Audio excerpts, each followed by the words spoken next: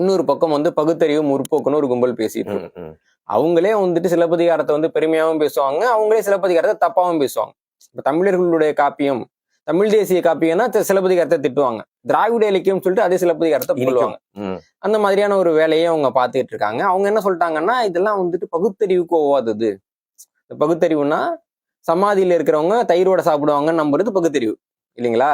ஆனா ஒரு பெண் வந்துட்டு ஒரு நாட்டை வந்து தீ வச்சு எழிச்சாங்க அப்படின்னு சொன்னா அது வந்துட்டு பகுத்தறிவு கிடையாது அப்படின்னு சொல்லக்கூடிய ஒரு முறைமை இருந்துச்சு.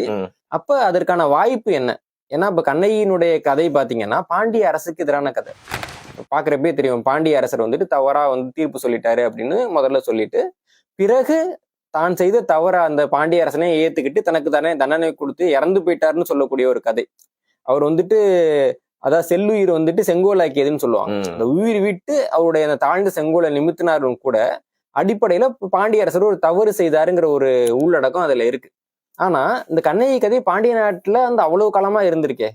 பாண்டிய அரசர்கள் ஒன்றும் கண்ணகியை வந்துட்டு எதிரானவங்க அப்படின்னு சொல்லலையே. பாண்டியர்களும் ஒரு காலகட்டத்தில் கண்ணகியை வழிபட்டு இருக்காங்கல்ல, அப்ப அதை ஒத்துக்கிட்டு தானே வழிபட்டு இருக்காங்க. அப்போ தனக்கு எதிரான ஒரு கற்பனையை எந்த அரசர்கள் ஏத்துப்பாங்க? யாரும் ஏத்துக்க மாட்டாங்கல்ல. இப்போ சம்பவம் நடந்திருக்குல்ல, மறைக்கணும்னு தான் பார்ப்பாங்க, மறைக்கணும்னு பார்ப்பாங்க. அது வந்து என்னன்னா, தமிழர்கள் பொதுவாக நம்ம தப்பு செஞ்சா ஒத்துப்பாங்க, அது நம்முடைய பண்பாடு. சில பேர் வந்துட்டு தப்பே நடக்கலைங்க அப்படிம்பாங்க, இல்லாட்டி இதெல்லாம் ஒரு தப்பா நியாயப்படுத்துறது இது அவங்க பண்பாடு.